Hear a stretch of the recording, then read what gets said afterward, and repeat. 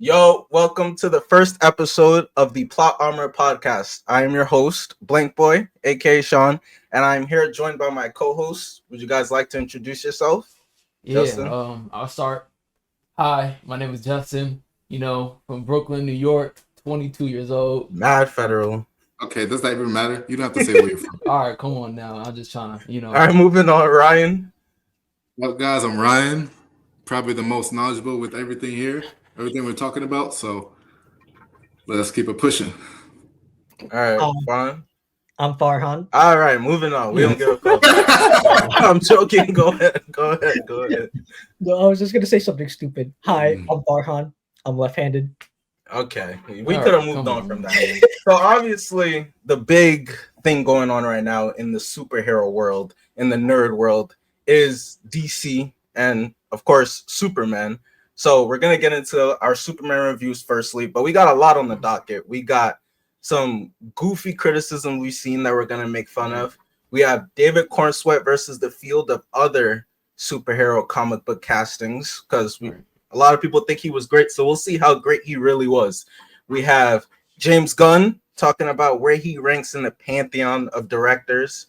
We have our future DCU wish list. There was some news that dropped today regarding the Wonder Woman movie. We got the first look at the Supergirl poster, first official look. So we'll get into all that. But starting with our Superman review, we won't spend too much time on this because you guys have probably seen 5 million reviews of Superman, all probably trash because they didn't come from us, of course.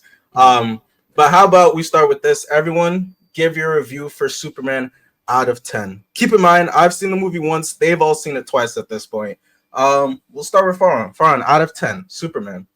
Superman gets a 9 out of 10 for me. 9 out of 10. Ryan, I'll give it a 9.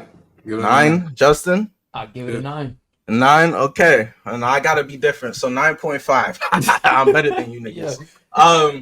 So we'll start with Farhan, and I'm actually interested in this.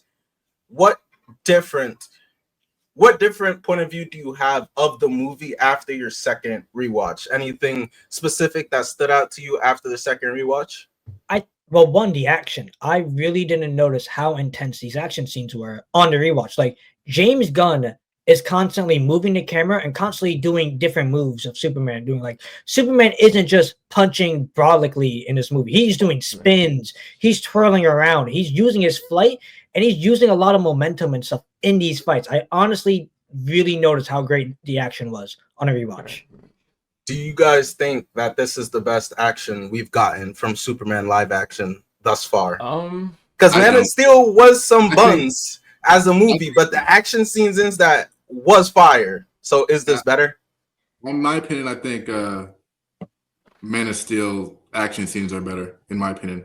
And I think Fair. my favorite action scenes in the movie were probably Mr. Terrific and at the end when he versed Ultraman and the Engineer. I think those two are the best like action scenes. And before that, I don't think those action scenes before that were that good in my opinion. The Like, Mr. they're Terrific okay. scene was carried by the I feel music. We like- could keep it a stack, bro. That shit Nah, was hold on. Yeah, hold it on, kinda- hold on. it kinda- I don't think. Nah, come on now. I got an opinion about the Mr. Terrific scene. I've seen it twice now. But Everyone Justin, will say, Go ahead. You good? everyone You will got say the Mr. Terrific thing is like the best fight scene in the movie. I really don't think it's top 5 Nah, or even it's like not. top 3. I don't, bro. I think the scene good. at the end where it's like I think it's the fight scene directly after he saves the woman and he's in the dust. Right. It's when he's fighting The basement one? when the black hole's underneath him. Oh, and okay. then That's Yeah. He Oh, yeah. this is when he finally starts to win the fight. Like, versus, yeah, right. Exactly. Yep. And then that score, and he's oh, that like, score is so good. you know what scene I'm talking about? And then it's like Yeah, he's yeah, like and that's what posing that- like this. Yeah, when he And it's poses like the that stupid, gift yeah. that has I sent in think the chat. that Yeah. sequence. I think that's when he fucking whacks him in the Yeah, he head, bro, like whacks him, with right. the Yeah, bat. when he's, like, I think teed that's up. the best action sequence in the movie. But Justin, what are your thoughts on the action? I feel like the action is great, of course. I feel like if we comparing with Man of Steel, I still feel like in general Superman is a better action movie than Man of Steel. However, if we're just talking about like final battle fight, like with General Zod and Superman compared to this, I feel like Man of Steel takes the cake with that. But I mean, I also feel like both movies had their own little like style when it comes to the action. I feel like James Gunn was a lot more experimental, like Farhan said, with the camera movements. I feel like that's not something we usually get in comic book movies. Like, he was doing things we haven't seen before. Farhan said with the flips and stuff like that. It's like the camera was always moving. So, And I mean, I I guess thought that was like it's different. It's both very different, and I feel like one like excels with each other. But like, I think action wise, Superman got that over Man of Steel for sure. Okay, and let's be honest, guys. Ryan is a hater, right? So he notices every minute detail that might be messed up regarding the We talking about CGI. CGI, So right? Yeah. he definitely thinks Man of Steel is better because the CGI fights, I don't Come on believe, now. have any mistakes. So I'm just throwing that out there. Is a hater. But I was gonna say, does practicality matter to you guys at all in fights? Because if we're taking in the like, is it when you're saying, oh, this fight is better than this fight? Are we just talking about how it looks, or are we taking into account that when Superman is fighting Zod, he's killing fucking millions of people, and that might make the fight ask for somebody? I mean, if the way I look at it, like the fight with General Zod, like that remind me of like some Dragon Ball fight where like they just going all out, where like chaos. At least in Dragon Ball Z, they asked to go somewhere empty, like the Madam Web premiere. You know, like they are right in the middle of fucking, Metropolis.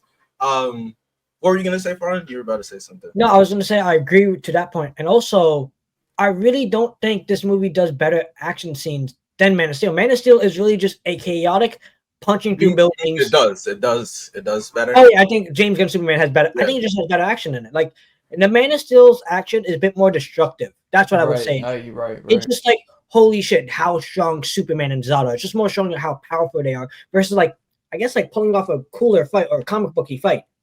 You know what I also appreciate about this Superman and his action?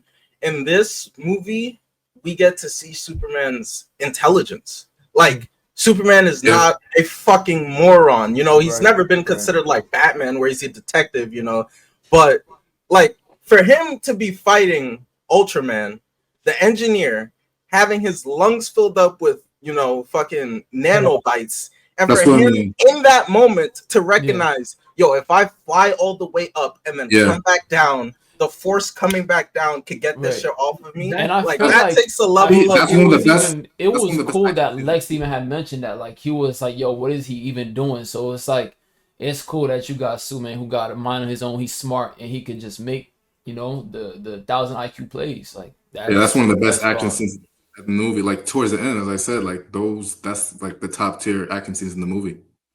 Regarding, while we're on the topic of comparing the action scenes, we could get into this. Well, before we get into this, real quick, I just want to ask this baseline question.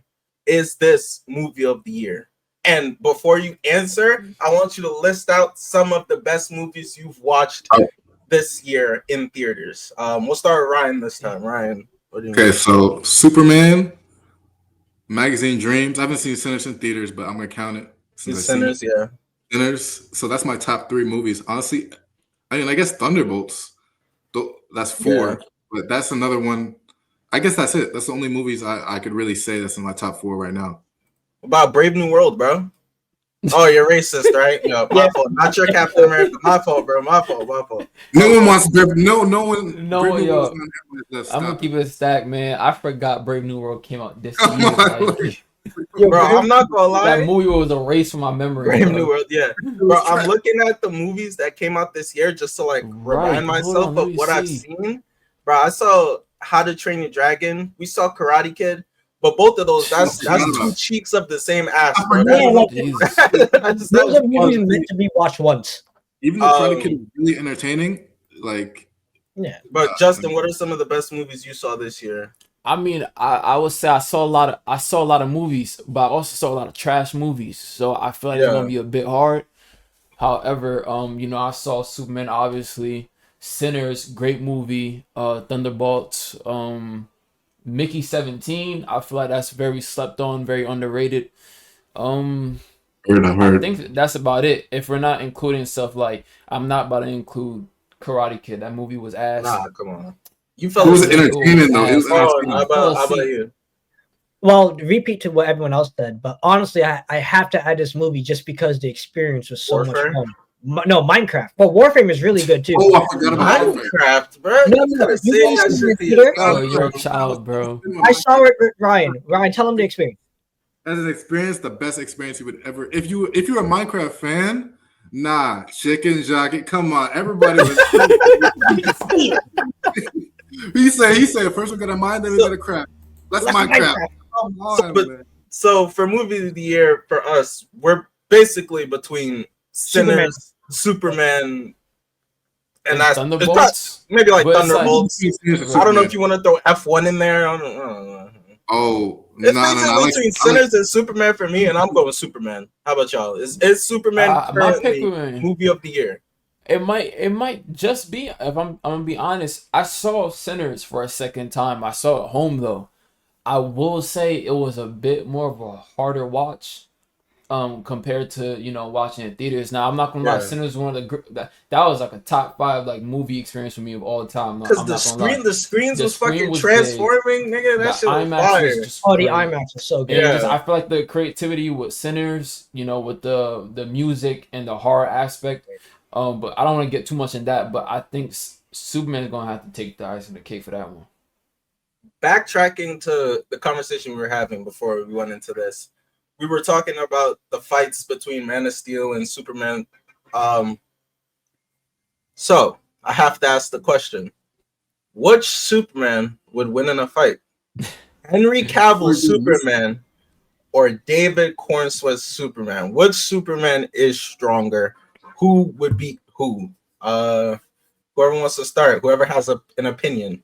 I got a lot to say regarding that. In terms of like feats, but who wants? You want to go first? I'll go first. You go first. I feel like the easy answer to say right now is Cavill, and I will say because he has more movies, and I feel like he has like crazier, like, I guess, multiversal feats, universal feats. For example, tearing apart the mother boxes, and then him invading. You know, in Man of Steel one, it was like he was flying out of that like black hole almost. Yeah. I feel like that's right on par with what Superman did in this movie, getting out the black hole. I feel like in terms of strength, though, I feel like we've seen a bit more with Superman. We've seen him hold up a building from falling. Now, if I'm gonna keep it a step, the only reason why did he really remember in the Justice League with when the Flash is saving the people in the car, and then Henry Cavill is literally carrying an entire building, and then Flash was like so proud of himself because he saved the people in the car, and then he looks over and he sees Superman literally carrying an entire building. But it was as big as the building as the bridge scene in Superman. No, it's not nearly as big, but it wasn't as big. And I would say with the building falling and Superman catching it in the new movie, like it was crumbling, bro. So I feel like that's a bit harder to keep it all in one piece. We also saw him too carry the kaiju with no problem. Not gonna lie. Actually, but I feel like we don't really see. I feel like we don't really see that much stuff when it comes for Cavill. Like I know Cavill. I feel like Cavill would win. But we don't really see him like doing stuff like that. Like I was seeing him carrying stuff. I feel like that was crazy. And then also, if we're keeping it honest, like Superman was like underpowered the whole movie, bro. Literally, he was underpowered. I want to make a point about that. If we're talking about who beats who, I think this Superman just in one movie. We saw he has a level of durability that we never saw from Henry Cavill's Superman. Because for basically like the entire movie, he was in a weakened state. Mm-hmm. Remember when Henry Cavill gets exposed to kryptonite in Batman vs. Superman? Batman beats the shit out of him. He becomes completely useless. And David Cornsweet, he was sitting in that kryptonite with the ugly nigga for like hours. It was more than I think it was more than a day. Because when he first no, it was more than a day. I'm gonna tell you why. Because when he takes, if you remember, Ryan, when Lex takes him to the prison, he says tomorrow the U.S. government has some questions to ask you, and then it was that next day, and then that's when he does the Russian roulette scene. Not to mention too, I know what's taken out of the movie, but the movie is based on a series of days that was taken out. That was something that I saw from one of the scoopers. But yeah, it was definitely more than a day. And so there's that, like their vulnerability, the kryptonite, it seems like Henry Cavill like couldn't even Right. function near it. Here's Whereas the Also, thing. too, that Superman wasn't literally pure. had that shit in his veins. Here's the He had thing. crack Right. in his veins. He was- I don't know he if you was guys really remember. busting Oh, my bad, ass. Ryan. with the makeshift sun though. Yeah, but that What'd was you say? like quick. That Like didn't it was heal quick, him. and they confirmed And that the he kryptonite still was said he still in wasn't. him. Yeah. Like, it But also wasn't out of too, his I will system. say another thing to it. I feel like y'all forgetting. Batman says in Batman vs Superman that that's not even pure kryptonite. Like that's the actual kryptonite would fuck him up way more. Also I too, if just looking on how kryptonite looks in this movie, it looks way more painful than kryptonite in Zack Snyder's universe. Like bro's face was swelling up, his veins was crazy, and then it was burning him too. Anytime it Yeah. got close to him. So I feel Because like I feel like if Metamorpho kept on doing that, he wouldn't be able to do anything. He I wouldn't mean, have. fair. No. And Yeah, exactly. Fair, but it's like I mean, it's been a day But it's with the kryptonite in the recovery, system. though. It's the So way he recovered, though. And also, bro, he took fucking eye lasers straight to the eye, my nigga. yeah, right. That shit should have Also blinded feel him. like I think I'm Henry about Cavill to could do get that. something that kind of bothers me, which is this is one of the criticisms that stupid criticism that people have with this movie, and they're talking about how he's weak. When for Whoa, one, if you remember, chill, bro. chill that. We'll get into that. We'll get into that. All We'll right, get all into right. that. Let's just I we'll get also into want to that talk next. about Let's the just let weakness. Farhan I know get his, it's that's fine. Yeah. Go ahead. and Yeah. then you'll go, and then we'll get into that. Go ahead, Farhan. Go ahead. What were you gonna say about like The Cavill? Okay. whooping in a fight? Oh, so Cavill's biggest feat, I say, as a fight, lifting wise, like he's lifted a ship, he saved like a helicarrier in the Man of Steel. Strength wise, he might actually have it over David Cornswell, like He physical might. strength. Yeah. But like fight wise, his fight with Batman was pathetic. That was straight pathetic. It was just pushing for the most part until kryptonite affected him. His fight with Doomsday is literally just something that I think Cornswell could easily do. It wasn't until the spear, like Superman wasn't even doing anything to him until he picked up the spear. And it's a Steppenwolf fight. The Steppenwolf fight really shows how powerful Cavill is. And I think canonically he probably is a bit more powerful. He probably is the strongest character in that DC universe. Right. You know, we've seen Cornsweat get beaten down, but I think Cornsweat's biggest feats of one, the kaiju, what you said, picking that up, easily I think David could do that. I mean, Henry is on par with Henry. Fair. And then the building, and I think holding up the building, I'll say this, he doesn't actually hold up the building, collapses the second he drops it. Right. Mm-hmm. Yeah.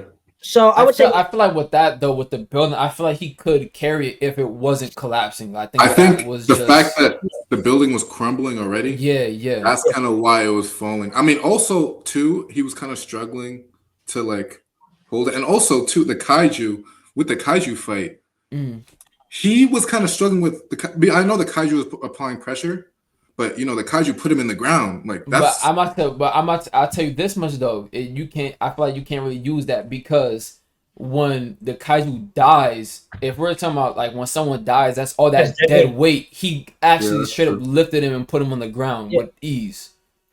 I didn't think the kaiju forces him to the ground. It's more because Superman's caught off guard because you saved that dog. He was, I feel like with the building as well too. I feel like he gotta be a bit more careful. Like with the building crumbling and there's a human being underneath, like it's probably gonna be a bit more of a struggle because he's trying his best to hold everything together.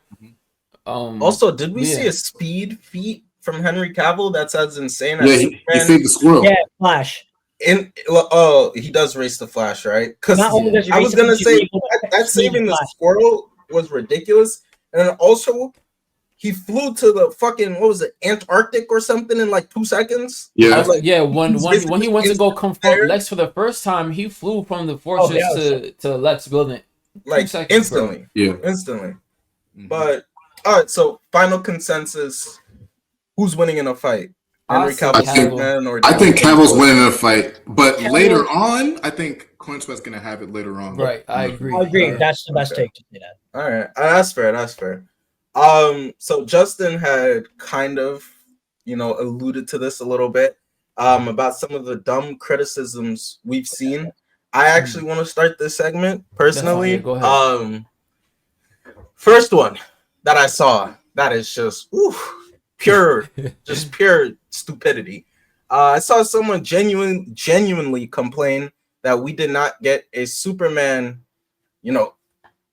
scene where he has the button up, and then it's Right, Clark right, Kent right, right, running, right. and Honestly, that's now that you that's say that, I would just- love to see that. Oh, here it is, nigga. Go. It Listen. was you, nigga. No, I'm saying I'm not mad at it that it's not in the movie, but I would love. I would love to see Bro. it too. But I feel like that's my problem Bro. though with people because they love to nitpick. We're like, yeah, it was That- cool to see that it's an iconic Superman thing, but it's like we don't need it. Bro, Like, we it saw that don't- shit like Yeah. 80 million Yeah, times, right. bro. We Fair seen that enough. shit. That's true. Bro, I just can't imagine watching a movie, then walking out and being like, nah, we needed that zoomed up exactly, scene of this nigga's pecs. Like, where was that Listen, shit? Like, come on, bro. This person was actually like upset. Like he really gave. No, it like they more- were like that was a genuine complaint for them. Like, come on, bro. Where's the Superman ripping his shirt off and open? Uh-oh. Oh, horny ass.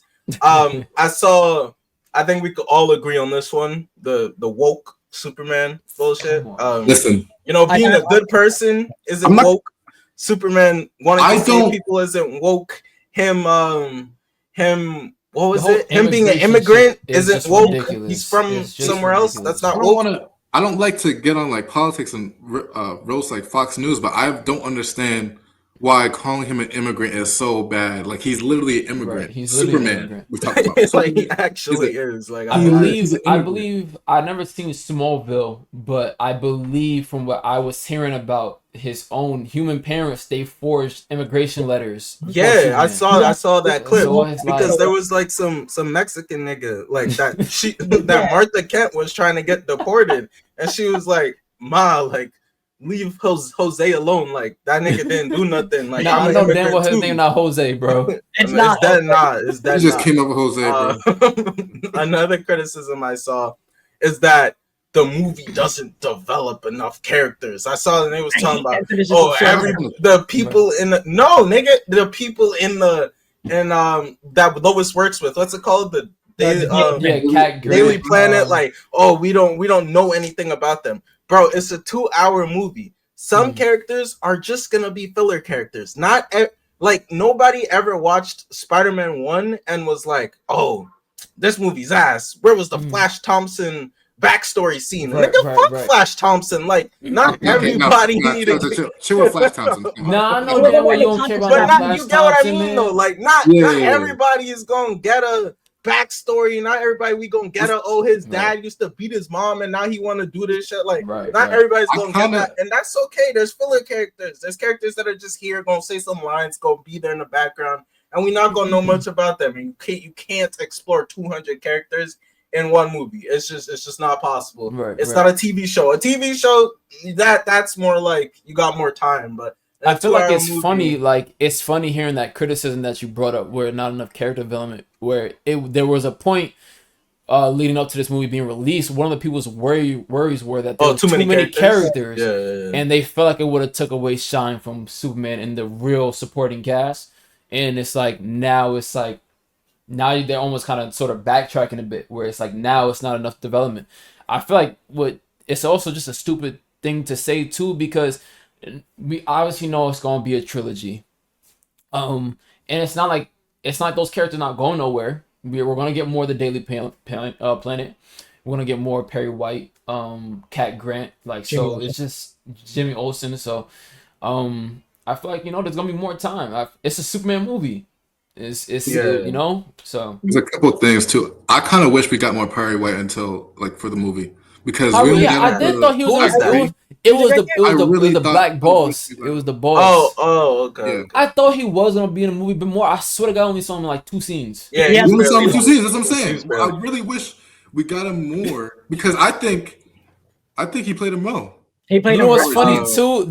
The actor, he goes, it was the stupidest shit ever. But according to like an interview, he said how the reason why he doesn't like Lex is because Lex had an affair with his wife, and that's like something that they don't talk about in a movie. Oh, It's just, I don't know if he was trolling, but that That was nigga is ridiculous. pulling a Shaquille O'Neal, just making up stories to get mad It's like, about. bro. Oh, fucking Hakeem Olajuwon. That nigga Right, said that was my ridiculous. wife is whatever just to get mad. But Justin, what was the dumb criticism you were gonna say? I at feel first? like the whole Superman week was just ridiculous. Like, and I feel like I feel like the biggest thing to make you feel for a character and the best points of a movie and a superhero movie is them being at their lowest and that struggle in the battles. Like I having an overpowered Superman, I feel like doesn't really work well, and I feel like this is where the movie succeeds because he doesn't need to be necessarily strong. However, he's clearly strong. The first 30 seconds of the movie, it tells you that he's been Superman for 3 years. This is the first time he lost a fight. Yeah. Not to mention the person he lost to was his clone. It was his equal. Lex said many times throughout the movie that he might just be stronger. And then on top of that, with Lex studying Superman for 3 years, he already knew Superman's moves and stuff like that. So he already knew how to counteract against Superman. But I think, the best versions of Superman is where he's struggling. If you bring up comics with Doomsday, he's clearly outmatched, and they know that. They address that multiple times, and he's struggling, and it costs his life. I feel like that's the best things where you see a superhero struggle in that final battle. You don't need him to be overpowered and one-shot people. It's not going to bring that same emotion and feeling by the time you finish with the movie. It's all about building that connection. And I feel like that's just a stupid criticism, like very stupid. And then not to mention him going out of that black hole with just his breath, holding Crypto, Metamorpho, and the baby. One of the craziest feats we got. Like, come on, man. Like, I was gonna say, ridiculous. It's not even just like people are saying that, but I also think the reason a lot of people are saying that is because James Gunn himself said that before the movie came out. He was like, this is gonna be a weaker version of Superman. He's gonna lose a lot of fights.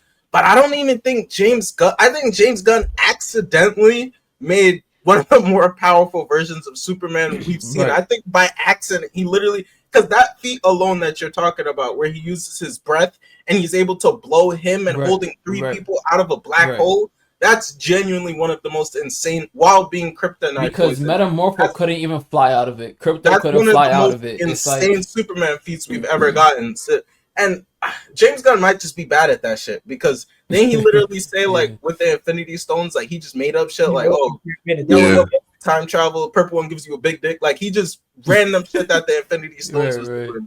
So I definitely think that, and also you could, I don't even think you could say Superman's weak, because the situations he was put in, that nigga was put in like impossible ass situation, and he was still coming out on top. Like it wasn't like he was losing to fucking Squirrel Girl. Like he was losing to someone who he would lose a Squirrel Girl. Nah, don't, bro. I also feel like someone literally engineered to be his equal and had all his moves studied down.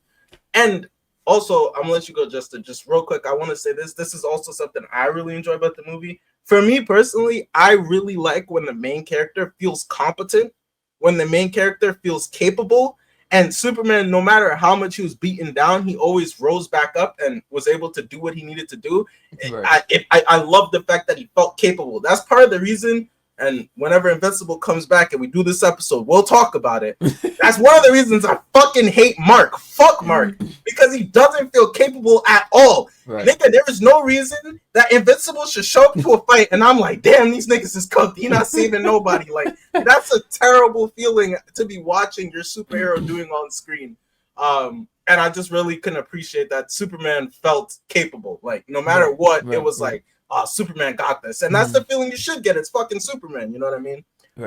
One of you were going to say something? Was it Justin? I want to brush over this real quick, but like, I think one of the things too, where I'm going to bring up the comparison again, but exactly what Sean said, a lot of situations he was put in, it wasn't really his fault. But if you see, every time he was in a fight scene, he was always trying to put the safety of the humans first before actually trying to fight.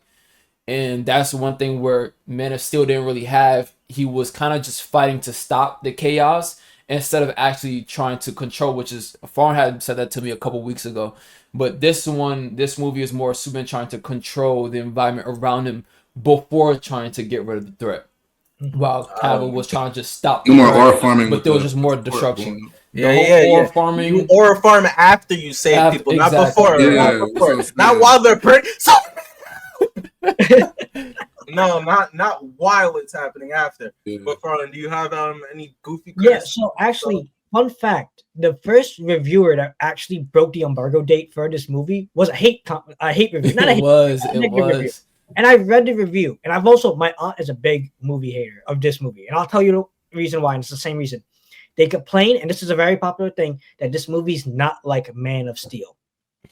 Wait, that's it though. That's it. Like, what do you mean? Like, what? Let me what- explain like, now. I'm So gonna they, add on to what Fawn that says. Superman isn't this god like people hate, like Right. he's vulnerable in this movie, that he isn't portrayed necessarily as God because they say that's technically not realistic.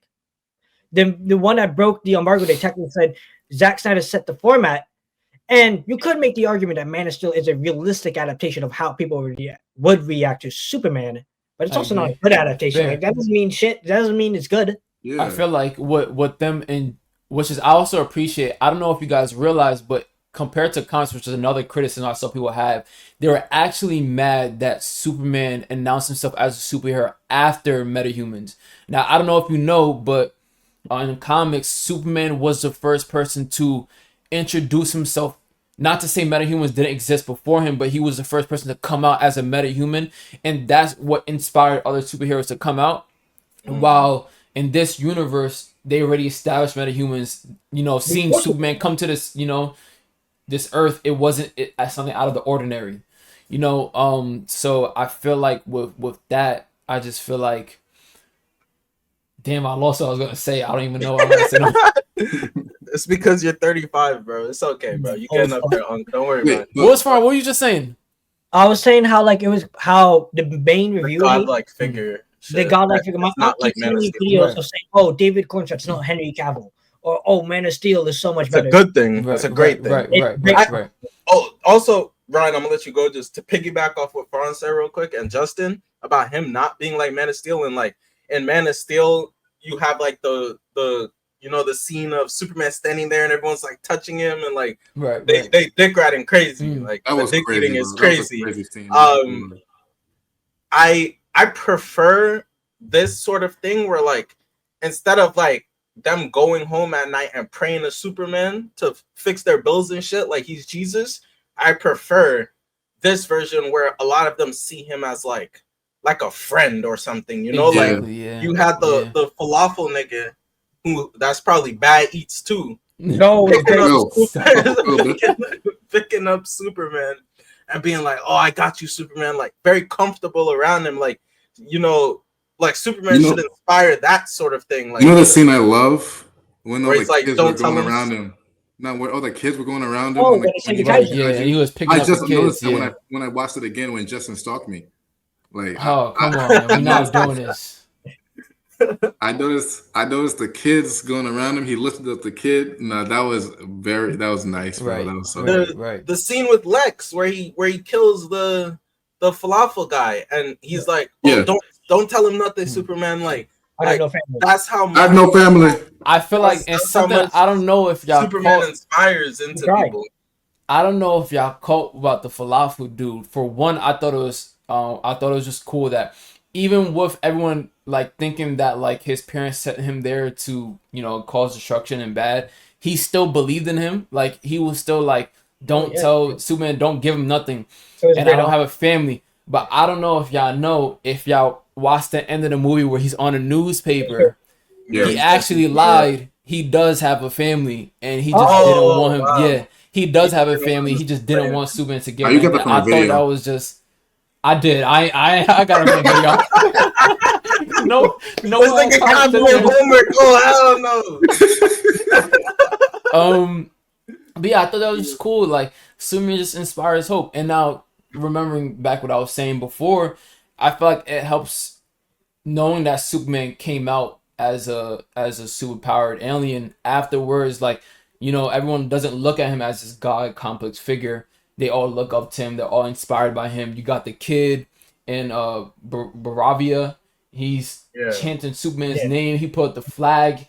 Even with the army all pointing guns at there, he's just still chanting for Superman. Like that's what we need. I feel like even in like a time like I feel like this is why I really mess with the movie because it's very inspiring for the time that we in now with a lot of the stuff that's going on with wars and politics and just how like gloomy that we live the time that we live in right now. So it brings hope and inspiration and it you walk at that movie theater making you want to be a better person. Smiling. Like, I agree. Smiling.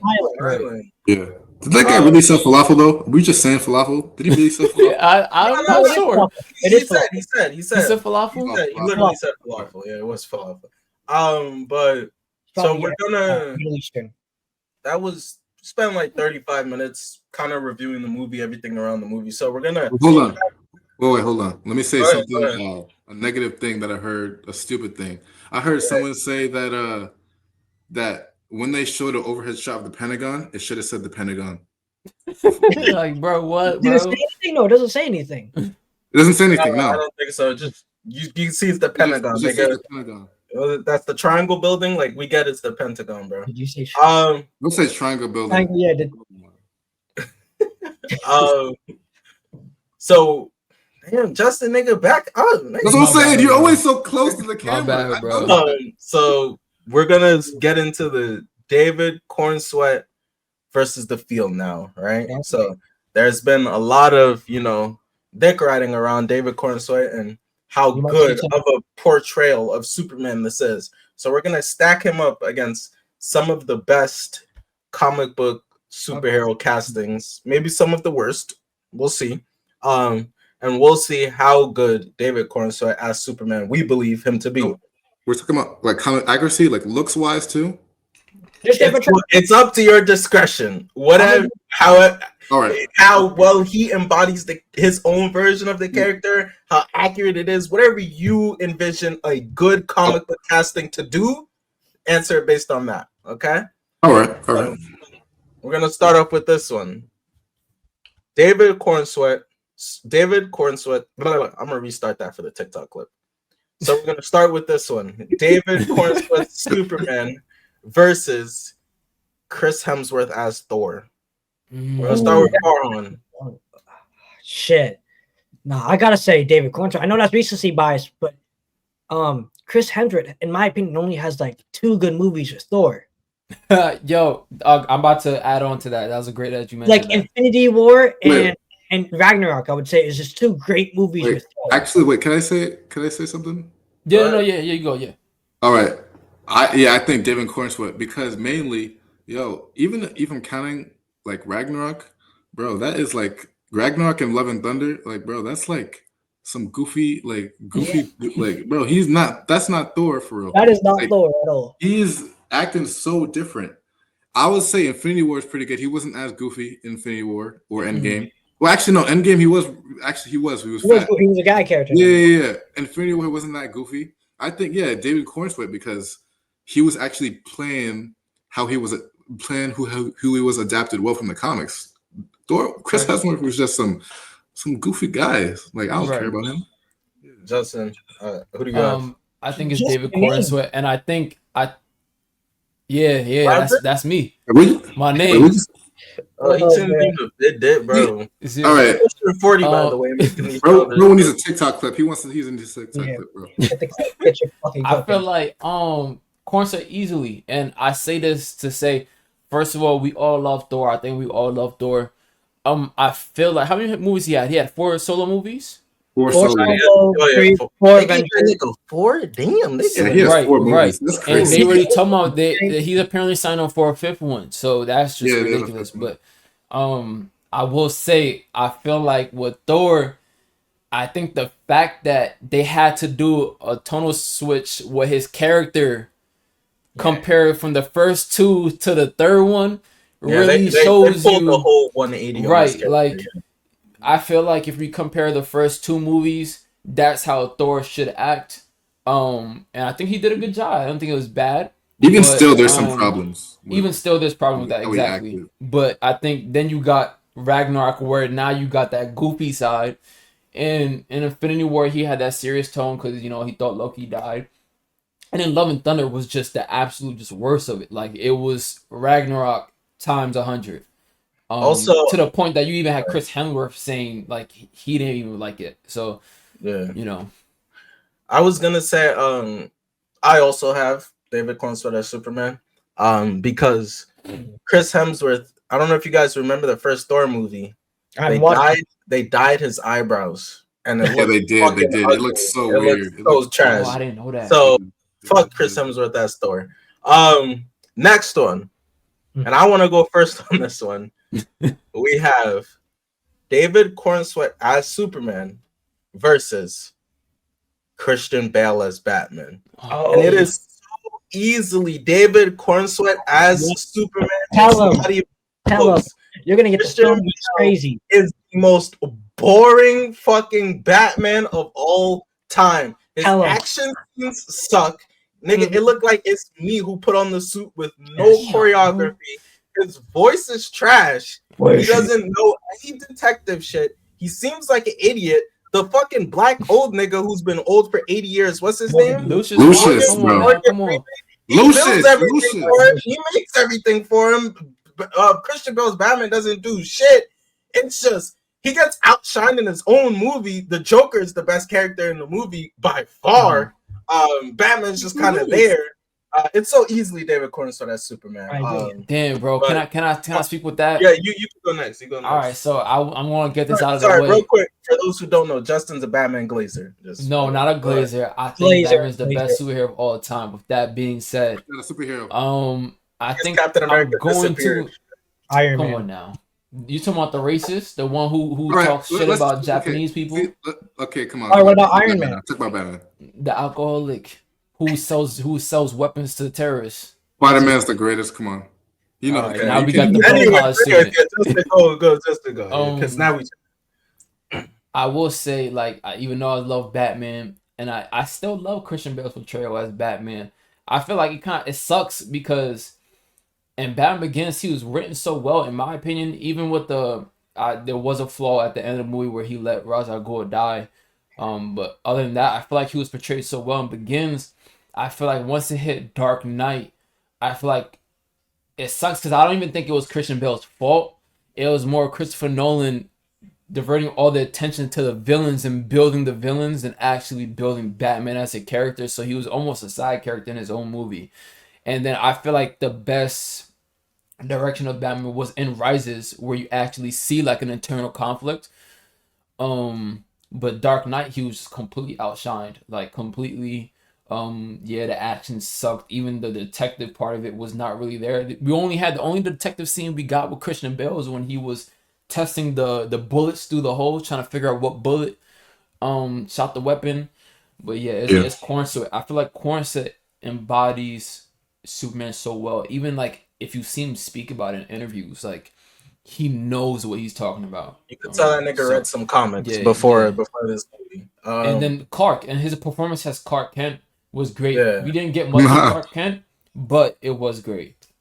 Farhan and then all right, we'll go Ryan and then All right, Farhan. what do you 'cause guys Ryan- Also, I don't know if you guys noticed with Clark the way he was walking. He walked with he was like walking like this kind of. Walking side. And then Right, he had like a little. yeah. He was like he had like a smirk like this, like that. Like he was like he was really acting like a dork. And I remember when Jimmy was like hyping him up for getting a front page. He was Right? like, this, like Yeah. he was like, Yeah. like, he was acting like such a dork. Like it was bad cool.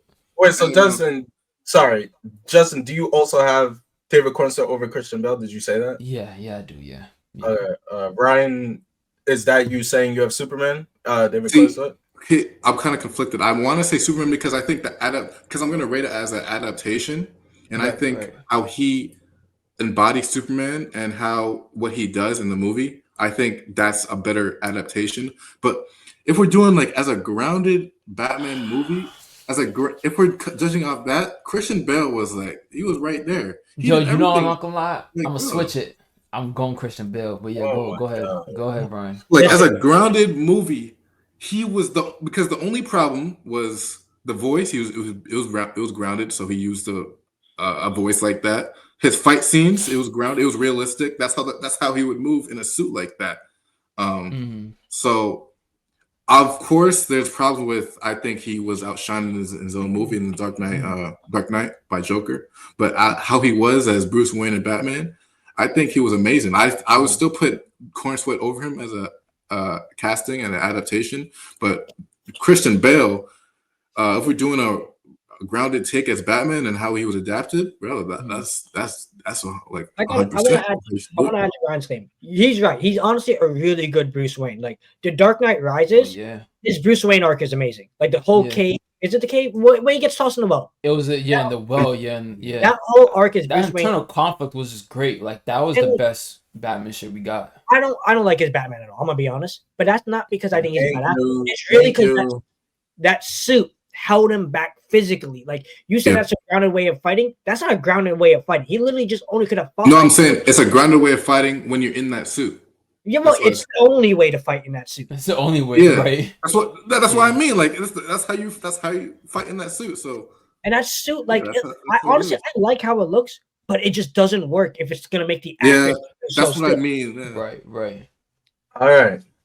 So but yeah, David's better than Batman. All right. So Justin's the only one who went Christian Bale because he's a Batman glazer. I don't know. It's even. No, we're not doing even Stevens out here. You gotta pick. Is it Batman's Christian Bale's Batman or David Cornswell's Superman? You gotta pick. Damn, bro. What was the question again? Like the actual question. Which comic book casting is better, David Cornsweet as Superman or Christian Bale as Batman? Casting. All right, I'm gonna go with Cornsweet. Okay, so we're 8 for 8 in total votes right now between Thor and Batman. Right. David Cornsweet has won. All right, I'm gonna start with Ryan on this one. You already know. David Cornsweet as Superman versus Tobey Maguire as Spider-Man. Which is the better comic book movie casting? Damn, I'm not gonna. For context, sorry, Ryan. Sorry, restart that. For context, Ryan is a Spider-Man glazer. Okay, go ahead. Where did this thing? Oh my goodness! Oh, here we go. All right. This one's a hard one. I'm not gonna like. Okay, I'm probably gonna put like 2 in here. So I think Cornsweet might be better than Tobey Maguire. I think Tobey Maguire was a bit too nerdy for Peter Parker. Peter Parker, yeah. Spider-Man, he was okay. Spider-Man had a few jokes in his movies. I remember he was like, he's such a Jonas, like, shut up, the adults are talking. Like, he had some funny jokes in those movies. But I think Cornsweet definitely was a better adaptation, better casting, in my opinion. But I think Andrew Garfield might cross that, because I think Andrew Garfield, he has the looks and he has how he acted. The only problem I had with Andrew Garfield was all that skateboarding he was doing. But other than that, yeah, I would put him over. But Tobey Maguire, I think I would put David Cornsweet over Tobey Maguire just because he was way too nerdy as Peter Parker. And Clark Kent and Superman, that was really good by David Cornsweet. He was acting that really good. Yeah, I agree. And for the same reason, I think his Peter Parker, they just turned it, the nerd shit. It's a little too much. It was too much. I'll have her home at 6. Like, it didn't need to be that high. Like, Peter Parker, what happened? I want to add to a point. About how nerdy he is. Like in Spider-Man 2, I was rewatching Spider-Man 2 because how happy Superman made me feel. His Peter Parker is so nerdy and bullied by just the world. Like, if that makes any sense. Like, there's a scene where he drops his textbooks at like his college, and every single person just slaps him in the face just because he drops all of his books on the ground, and everyone is just slapping him with his books. Like, and it's not like he's getting bullied. It's just like that's just his life, and it's like, all right, this is a little too nerdy, too geeky. Like, we get it. This dude is kind of supposed to be a loser, but like the world hates him in like Spider-Man 2. It's also like, and you guys are all, well, I know Farn and Ryan, you're spectacular Spider-Man glazers, so you'll like this. It's also like Peter Parker is like a geek because like he's intelligent, but he also is very charismatic. Like he is like Tobey Maguire's Spider-Man. Like, I feel like if I saw him at school, I'll be like, oh yeah, that's the weird nigga. Don't talk to him. Like, that's what he feels like, you know? Like, Spider-Man is supposed to feel like relatable. I don't relate to that geek ass nigga. I'm nothing like him. I'm way better than him. But like especially in like Spectacular Spider-Man, you see like he has all these different relationships with all these different people because he's able to build that because Peter Parker is not like Tobey Maguire's Spider-Man feels autistic. Like he feels like he has like like a disability or something. Like he can't communicate. Well, yeah, like something like that. But Justin, who do you have? Tobey Maguire or David Cornsweet? I got David Cornsweet. David Cornsweet. It's funny. I felt like with the Spider-Man movies, you had like Toby, who's a bit too nerdy. You know, it's very awkward. And then you got Andrew Garfield, where it's like I feel like Andrew Garfield was a bit too cool almost. And then now you got Tom Holland, who was like more like in the middle. But yeah, I got. Here's the thing, dude. Sorry, Ryan. I want to ask this real quick. So, do you guys think, not in totality, but is it fair to say that Tom Holland has the best Peter Parker? Like Peter Parker. I think the best Peter Parker. Honestly, like Peter Parker, not Spider-Man. Parker. The characteristics, I feel like he balances the nerd, charismatic, kind of geeky, but still like comedic, a little funny. Like I think he balances all of that. Character traits, like compared to comics, I feel like it's Tom Holland. No, I think it's Andrew Garfield. Honestly, I love Andrew. Really? Why do you say that? I think because for one, people don't realize this, but Spider-Man, Peter Parker is a bit of like a hothead. Yeah. And what he did with how he reacted with Flash and stuff like that, that's very in tune to how he would react. Basically everything. Peter's a little sassy. He's like a little sassy. Yeah. Even how he got with Gwen, like that. Like I feel like Tom Holland's even like a bit of like a square. Like he's a bit of like a the way he got with Zendaya. Calling anyone a square is crazy. I was gonna say, sorry, I'm gonna let you finish your thought. I thought you were done. Yeah, like how we got with Gwen and stuff like that. It was pretty cool. I don't think the only weird thing about it was the skateboarding, which I don't think Peter Parker like should be doing. But everything else, I feel like he acted like Peter Parker. You don't think that it doesn't bother you that you don't really see his intelligence except for one scene where he's with Dr. Connors, and then Dr. Connors is like, "Yo, bro, how you figured that out?" And nigga doesn't even explain it. He's just like, with intelligence, I'm like, I would say, yeah, I agree with that. But it's really just that, and we know that he's very smart. And also another pet peeve I have, I don't know why he was second in class to Gwen Stacy. Peter Parker should have been first in class. I'm not gonna like, come on. He was second in class to Gwen Stacy. Come on, bro. All right, so it's unanimous right now. I think you had went right for Tobey Maguire. Oh, Tobey Maguire, David Cornsweet, man. I kind of had an idea, but like Tobey Maguire is kind of just a nerd, like a boring nerd in my mind. Yeah, I had one. So David Cornsweet is unanimously beating Chris Hemsworth's Thor, Tobey Maguire's Spider-Man, and Christian Bale's Batman. So that's good stuff so far. We're gonna kind of speed through these a little bit more because we got a lot of shit to go to, and we're already approaching an hour. So next one. This one might be a bit controversial. David Cornsweet's Superman versus Ryan Reynolds' Deadpool. Oh, that's a good one. That's a good one. Now, I know Ryan has some strong opinions on the way Deadpool is portrayed. Really? I didn't know that. Not kind of. Slightly. You have some criticisms about you not feeling that he's taken serious enough in his movies and stuff like that, right? Like you don't feel I think he's doing well. It's mainly just how people see Deadpool nowadays and how he's portrayed in other types of media. Because I feel like a big thing that they portrayed a little bit in the movie was that he's very depressed. He's a very sick man. And I wish they portrayed that a little bit more. How he really wants to we lost McDonald's wife, even though they did himself. Wait, you're right. You went out. 10 seconds, bro. You got it. You froze. Yeah, we lost your mama's. Am I good now? Yeah.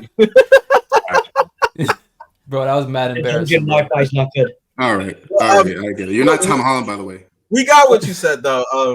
I will say, I feel like in the first movie they did what you're saying. I feel like in the first movie you you get that like he is depressed and No, I think in the second movie you get it a bit too because like Colossus literally says to him, or somebody says to him, like, bro, you don't always have to joke about everything. I know, like you, whatever. But so who do you have? Well, I think I still have Ryan Reynolds. Ryan Reynolds Deadpool is better. I feel like he's the only one who could like play this character. Well, like live action. Like he's definitely he's number one. I feel like Ryan Reynolds is in that category. Like, let's say if these were in tiers, we have like S tier. I feel like above S tier is nobody else can fucking ever play this character. This is the only person that should ever play this character. And I think Ryan Reynolds Deadpool is in that tier. And spoiler alert, I would say David Cornsweet's more so in the S tier where he's amazing, but I don't think he's so amazing. I can never see another Superman ever like that sort of thing. So I'm also going Deadpool. Fawn, and then Justin, you go next. I'll be quick. Just Deadpool over Superman any day of the week. Ryan Reynolds actually loves the character and like has made. Like you can look up the story behind Deadpool 1. Ryan Reynolds' passion for Deadpool is what made Deadpool happen. Yeah. Justin, you also I'm gonna go Deadpool just for the sheer fact that he had more 3 movies compared to David Cornsweet's one. I feel like that opinion of mine might change though in the future. Possibly. So David Cornsweet takes his first L to Ryan Reynolds Deadpool. So we got some more right here. We'll fire through these a little bit quicker.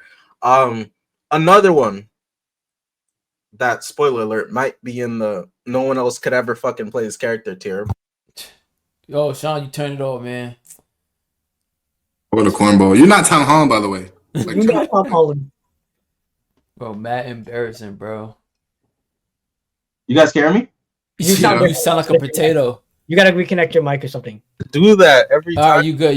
I'm good. I'm good. Yeah. Okay. So I'll re-say it for the TikTok clip. David Cornsweet's Superman versus RDJ as Iron Man. Go ahead. Farhan. Oh, for context, Farhan's an Iron Man glazer. So we'll start with Farhan. Go ahead. No way in hell David Cornsweet's Superman stand like I don't even want to like sound like a crazy glazer for RDJ. I rewatched Iron Man 1 also recently too. RDJ defined that character now that the comics are like RDJ's Iron Man.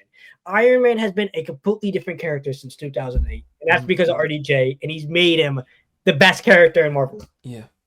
Marvel Rivals voice actor said he tried not to, but it's impossible not to base the voice off of RDJ's Iron Man. Like it's just impossible at this point.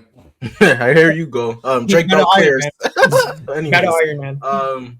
But yeah, I think I'll go next. I think this is another one in the tier of like nobody could ever touch this character. Like it is what his performance as Iron Man through the 12 movies he did is like perfection. Justin, Ryan, I think we're all pretty unanimous on that, but still answer. Yeah, I got clearly RDJ. Obviously it's not even fair. He got like 20 movies over him.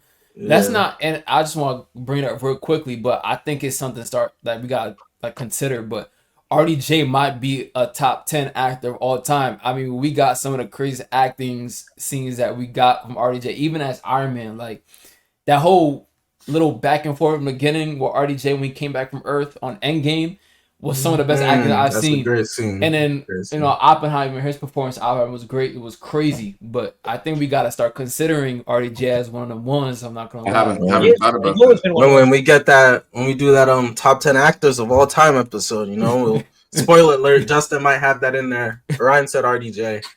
So David Cornsweet takes his second L. I mean, if you're gonna lose to anybody, Ryan Reynolds and RDJ, those are nothing. That's nothing to be ashamed of. Now this one, I have a feeling you. I know you're gonna say. Say his name.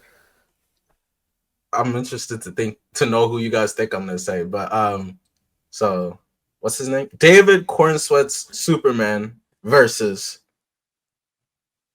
Chris Evans as Captain America. I knew it. Chris Evans should as start off Captain first. America. And I'll start off with this one.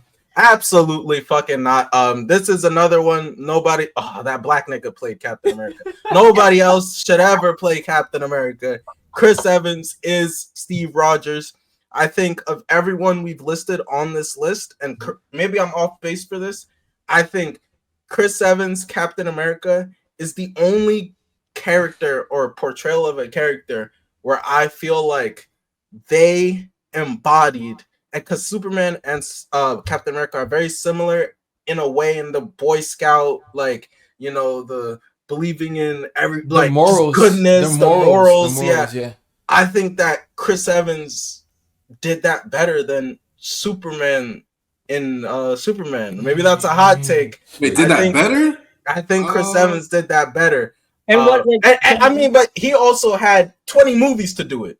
Like in the first movie, he literally goes against, I don't know if I can say this word, the NAZI with Red Skull, Hydra. Right. He literally goes against them. We see him go against his own team in Civil War for what he believes in, and just so many examples. This isn't a Captain America episode, but I'm going Chris Evans as Captain America. Like that is Steve Rogers. That's Steve Rogers. Back up. Oh my gosh. I think he's on his computer, but Farhan, you could go next. Who you got? No, it's Chris Evans. Chris Evans also defined it. People say the MCU is nothing without RDJ. It's also nothing without Chris Evans. Those two complete the MCU. Like how Superman and Batman have always been a duo, Iron Man and Captain America are a duo because of Chris Evans and Robert Downey Jr. Like I'm also just a big Chris Evans guy too. Captain America. That's my favorite portrayal of Captain America is Chris Evans. Ryan and Justin. Ryan, go ahead. You go first. Me go first? All right. Yeah. Oh shit, it's Anthony Mackie. I think wait, Justin, do the smile. Do that smile. Oh, I don't know.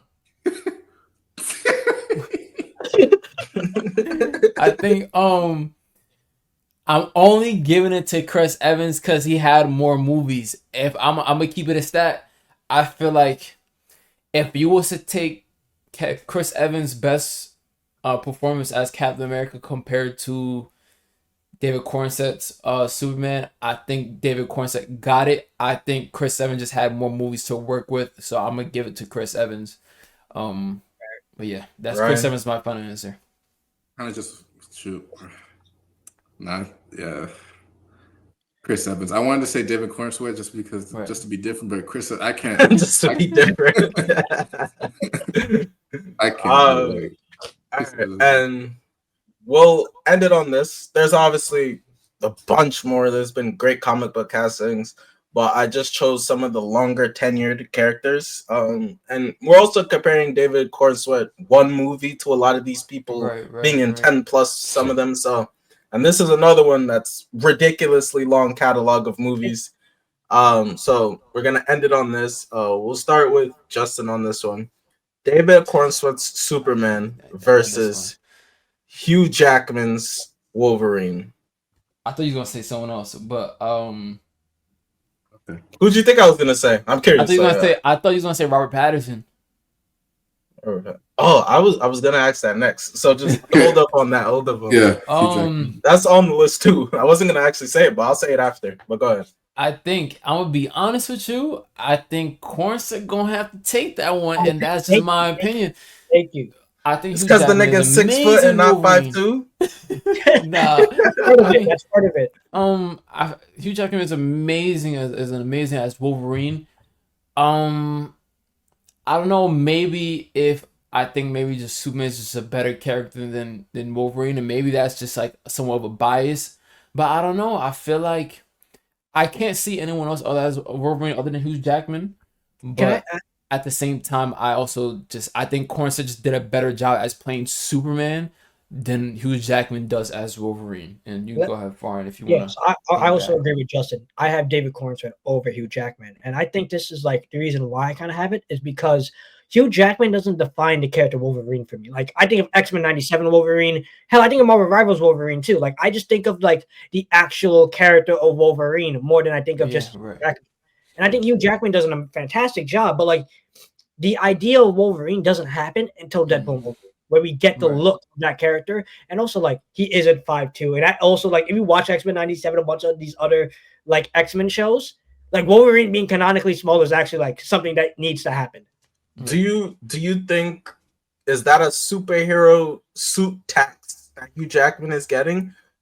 Whether we mean to do it or not, do you think the fact that he's never actually like dressed like Wolverine, do you think that is holding it back at all? Do you think we're taxing him because the suit possibly? No, Bro, I wanted him in the suit from back then, bro. I don't know. Like it kind of annoyed me that I really took it does hold him back. Like, how can you be the character if you just don't even dress up the character? You're pretty much just Hancock at that point.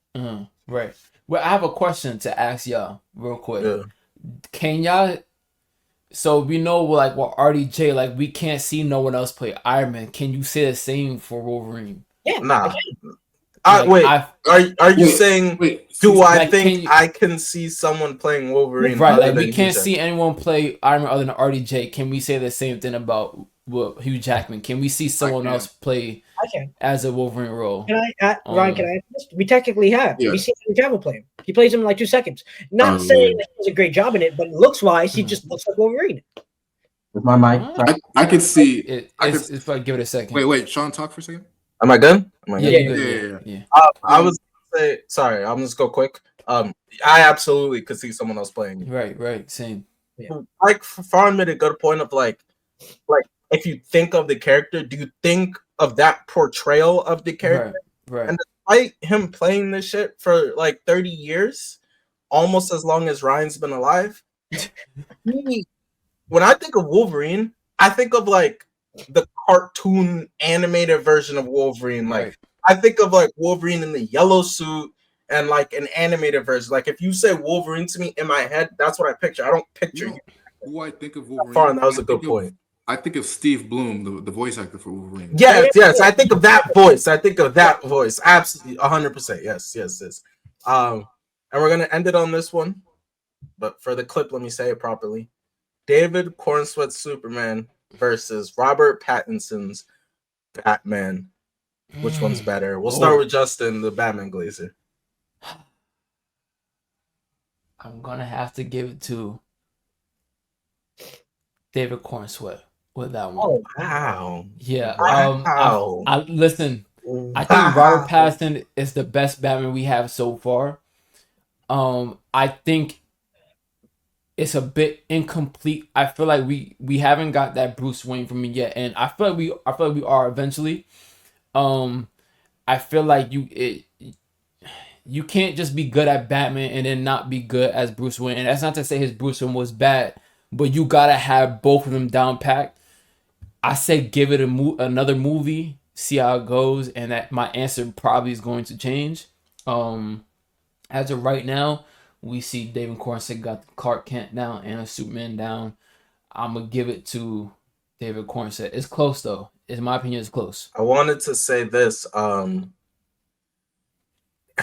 Is it so do you think that you subconsciously are taxing Robert Pattinson for a decision that was done by the writers to have Bruce Wayne be more of an emo boy rather than the philanthropist, billionaire, playboy, rather than that persona? Because if we're doing it based on what they were going for, right, I think he played the version of Bruce Wayne that they were intending perfectly. But obviously it's very different than like Ben Affleck's Bruce Wayne, who I think that's probably the best version of like the kind of snobby rich boy fucking Bruce Wayne we got, or Christian Bale. Christian Bale's was good I'm gonna keep it a stack though. I love the. I own the place. I actually really like the emo. Like I think I actually might prefer that more than the Playboy. I feel like if we get more of that Bruce Wayne, then I feel like that's a. I don't know. It's hard, man. Can I add on, Justin? I kind of like. Go ahead. I want to hear your takes with that. I have Pattison over David Cornsweat, and you complain about like his the Bruce Wayne, but I think we see the same amount of Bruce Wayne as we do Clark Kent. Clark Kent's barely in. Fair. And I think what they're going for, what Sean said with the depressed, I don't want to say emo. I think just depressed Bruce Wayne of like being a closet person. leads in perfectly to the end when he sees that holy shit, I can't be this Holy person. shit, you're right. Yeah, you're right. And Yeah. I think that's a Bruce Wayne feat. I don't think That's that's a a good Batman feat. point. Your phone's cooking. What the fuck? No, I You think did like go- yeah. Robert Pattinson is the best Batman in my opinion. I And I agree. think I changed my opinion. You're right. also You his think Batman literally right. just feels like Batman. Like just I also have Robert Pattinson. All right. That's Yeah, why I was so surprised when you said David Gordon. So I have Robert Pattinson. I think I have Robert David Pass. I'll over, change it. over Robert Passing. that's fair. I Okay. think that's fair. I David- think mainly because see, I'm also doing it as an adaptation too, and relating to the comic books. Yeah, he's not traditional how Bruce Wayne would be as a philanthropist.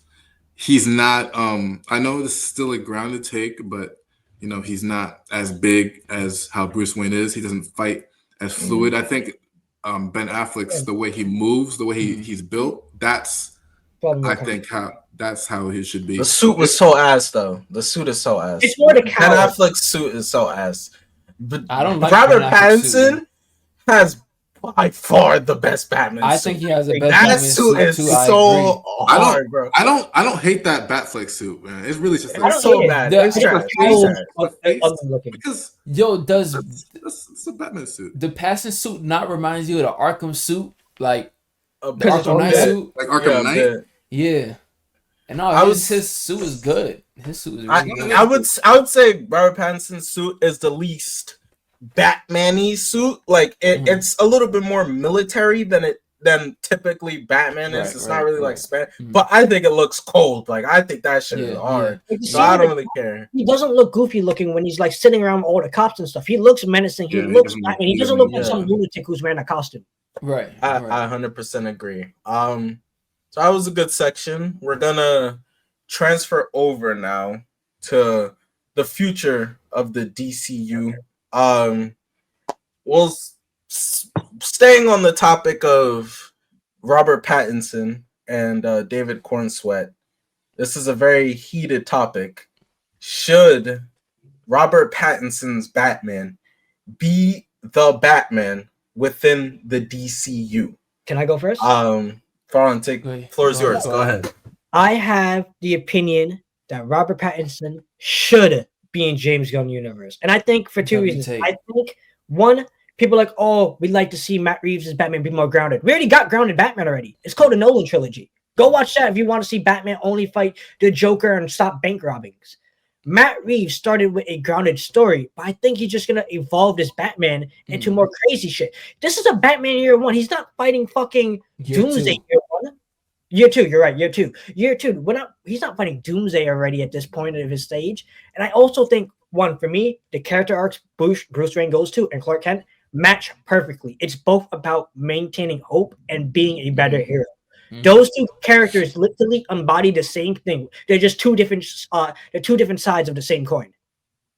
And I think I together. I would like to go next. I agree. I think David Pattinson. I think Robert Pattinson's Batman should be in the DCU's Batman. One of the most like common, let me say that for the TikTok clip. One of the most common criticisms of that move is I hear that people say Batman in the Pattinson's Batman is too realistic. It doesn't feel like it could like a fantasy world could exist within that world. And also they say he feels like he would be too weak. I just disagree because for one, James Gunn literally said, and you can look this quote up, he literally said he wants all the characters within the DCU to feel like they're in different worlds. Right. He literally said that. Tones, yeah, he wants them all to have their own separate tones. So how do you have separate tones without having separate tones? Like they have to feel like they're literally from two different worlds for it to feel like they're from two different worlds. So I just don't think that really is valid. Also, what the fuck are we about to ask Batman to do that much differently than what he did? Like, I mean, if you're gonna have him boxing like fucking Darkseid, then I guess it could feel like what the fuck, he could barely beat like 8 thugs. He was getting beat the fuck up, and now he's boxing Darkseid. Instead, if you look up Creature Commandos, Clayface is in Creature Commandos. Yeah, and yo, Clayface body, who he body, Rick Flag, right? And it's like, if you look at Robert Pattinson's Batman, do you really see him standing toe to toe with Clayface? Not only he can't physically can do it, but do you think that he Like, has what could it they takes to exist? take down I think they could. Clayface? And also, I wanted I to think say that's this yeah. about what Farhan said. I think if it low-key feels like they're kind of setting that up with the parallels that they're making between both characters, because Farhan made a really good point about like how at the end of the movie they like Batman accepts and understands that he has to be a symbol of hope, and then you have Superman kind of doing the same thing, and like they parallel each other really well. And then you also have the scene of like we talked about where Superman is coming out of the smoke or the dust, and that feels it feels like a parallel of Batman walking out of the fire. Yeah, like it fire, feels yeah. intentional. Maybe it wasn't, but it genuinely does. And James Gunn also said recently that he doesn't want a campy Batman. He said that. He said, I don't want a campy, funny Batman. That he said that's been done before. I don't want to do that. Robert Pattinson is like the epitome of not campy Batman, like not at all. Like he made a single joke. Yeah, he's not funny in the slightest.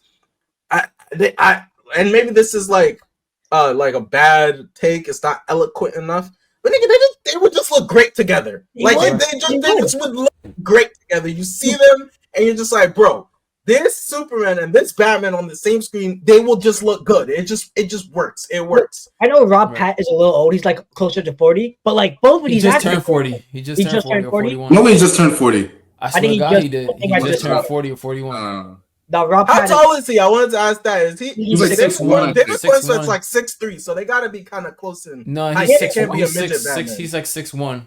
Okay, yeah, that's close enough. And he gonna be in boots. He's good. He's 39. He's 39. I feel like I'm one of those believers. I think we should have Robert Pattison in the same universe. I think that should be our DCU Batman. I feel like for a couple reasons, Sean, saying one of them. They just look good together, man. It would suck to, first of all, two Batmans right now is just ridiculous. Like come on, that's just too much. And I love Robert Pattinson's Batman. As of right now, I don't know if there's someone else that can do a better job than him. I could be wrong, but it would suck to have this great Superman and then we have a Batman who's doing a worse performance than Robert Pattison. Like, I'll be kind of pissed off like that. And then it don't make sense to have two Batmans right now. Like, that's gonna mess up a lot of people's the general audience point of view of it. General audience, that's gonna confuse them. Yeah. And I've always said this. I think James Gunn wanted Robert Pattison as his Batman. The only person who's kind of against it is Matt Reeves. I mean, it just makes sense. Like, but I mean, I think it's possible. I think it should happen, and I feel like there's ways they can work around the whole like he's too grounded. But I don't mind the groundedness of this Batman. If we're gonna get a new DCU Batman, I'm okay if they go the grounded route. But if they're gonna bring Robert Pattinson to this DCU, they gotta bring in the Bat family. They gotta bring in Dick Grayson. They gotta do all of that. So can I add in the take about them making Batman less grounded? And Ryan can add into this before he says his final point. Daredevil was very grounded in the Netflix show. One of the most grounded shows you'll see. Like Daredevil, honestly, couldn't even beat Black Widow in his own show. From the Netflix show. That's how grounded of Daredevil he is. The second he goes into the MCU, they just gave him a power buff. Like if you watch the Daredevil power boost, he's out here doing flips from buildings and stuff. Like it's really simple. He's never did that. Or a little CGI on a character, or even just make them just do different stunts. Mm-hmm. Now I know Ryan has to say his. Right. I already know what this is about to go to. God, fuck this. Well, for one, would you guys want like a time skip in the DCU? Right? Oh, I mean, just. Time skip. Why would we need a time skip? You think a time skip would help? Because it takes place in 2022, I think. Yeah, it takes place in 2022. Yes, it does. Yeah, Batman takes place in 2022. Bump him up to be in present day. Oh, a Batman time skip? Yeah. Well, yeah, that would make sense. It would have to, right? Because it wouldn't match. Oh, you're right. Connection. It wouldn't match. What would we can hear you. Though. What would it match? What do you mean? I'm more. Yo, this is Yo. bad, bro. Ryan, Yeah, have to step you're up the good. You're good. production You're good game. now. Go ahead. Go ahead. You're Wait. good now. I'm good. Wait, I'm You're good. good. All You're right. good. Go ahead. Go Yeah, ahead. yeah, yeah. So, for my opinion, I think I would still. I think I would want to keep them separate, mainly because I just want Matt Reeves to focus on his universe. I don't want him to feel contracted to this DCU. I also want a more, because I feel like what James Gunn was trying to do is like very comic booky. So I would want like an actual like a comic book like feeling Batman who's like really big and like could move really really nice with the suit too. I also want like a nice like comic book suit as well. I don't want Matt Reeves to mess up this franchise that he's trying to do, and I feel like DCU would probably would somewhat kind of mess it up. I also fair. sorry. I was also gonna say I feel like they low-key might be considering it as well, because that Batman movie that the DCU like announced that was gonna come out, whenever they announced that, we've gotten nothing on that. It feels like they've made no traction on the movie whatsoever. If I could say something real quick, Oh, you go first. matter of fact, there was an article that came out maybe a week before Superman. It was a big article source. It was a big like media outlet, and they believe that they're not even working on a Batman Brave and the Bold script right now, and that I don't know what the reason is for that, but I mean, yeah, I mean, all we have so far is that Andy Muschietti, the director of The Flash, is attached to that project. And according to James Gunn, I believe he said on Twitter that he has a writer work on the script and he doesn't want to name the writer right now because it's too much pressure. But yeah, it's a bit weird, especially when you got James Gunn always mentioning Matt Reeves. Like, he was on a host talk show yet last night, and he brought up Matt Reeves' Batman just out of nowhere. So you know what I mean? It's like, it does seem a bit fishy. There's times where like, okay, I feel like they might make that announcement that Robert Pattison gonna be part of the DCU, and there's times where I feel like that's not gonna be the case. But I mean, we're just gonna have to wait and see. I think the Brave and the Bold movie gets completely scrapped. I honestly like we might not get Pattinson ever in the DCU, but that Brave and the Bold movie 100 like this is a foreign opinion, I don't really know, but Andy Muschietti is who Justin said is tied to that movie. He got that role when the Flash preview reviews were out and people were calling it a masterpiece. When Soups came out the theater crying because how great it was. Yeah. And then obviously the movie fucking flopped and Andy Muschietti's still tied to this movie. Because it was ass. That movie was fucking mid. I will say, like, do you see a way how they can make that transition into Robert Pattison into the DCU? Because I already have a way that they can do that. God exists the universe. So it's just that he's for a couple things. I saw someone post this online, but if they did like some like segregation shit where there's no metahumans allowed in Gotham. And I want to bring up that point because there's a comic book storyline called Batman No Man's Land. And I believe that's when Gotham cuts off all access to the outside world, and now all the villains are out loose and Gotham's kind of like by themselves. Like no one else can come and help them out. And I feel like they can incorporate that with the flood almost too. You know, they're still trying to recover from the flood and it's blocking off access to every other city, metropolis and whatnot. I feel like that's like a great way that they can like make that transition. But I don't know what's your thoughts on what I think they can do. I feel like, because like when we look at like, well, first of all, another reason why I'm for the putting them two together is because I also think it would be a time saving thing, like because we would then need a Batman movie, right? We need to wait for that to be made. Let's say that takes another 2 years, right? Then what? We need all the other characters likely. We need that Lantern show. We need the Wonder Woman movie. Whoever else is going to be a part of the Justice League. We might not get the Justice League movie until 2030 at that rate, nigga. Like, it's going to be a minute. So if we could just have the Batman 2 come out, and then after the Batman 2, they integrate him to to the DCU with Superman, I feel like that would just save so much time because that, you know, the script is already done for that movie. And when the Justice League are together, like, where are they? Like, usually it's just a neutral plane, right? Like, they're never specifically in Metropolis. They're never specifically in the Watchtower. The Watchtower. Watchtower, Yeah, but like when they're fighting, like they just be like wherever they need to be. Yeah, wherever the fuck. Because usually it's like some cosmic being they're fighting, right? So they all over the world boxing Darkseid, you know, wherever the fuck. Right. So I feel like you could kind of use the differences in like the story feels, and that could kind of just be when they're within their own city, and that could just explain like Gotham has its own personality, because that's something people complain about with the MCU, like with Spider-Man. Like I've heard the complaint that like in the Sam Raimi trilogy, New York City had a personality, and then in, you know, in the other Spider-Man movies, the characters outside of, you know, the main cast, like the side character, like the environmental characters, they don't play any role. Like they're not carrying Spider-Man, they're not saying go Spider-Man, watching them fight, you know, they have no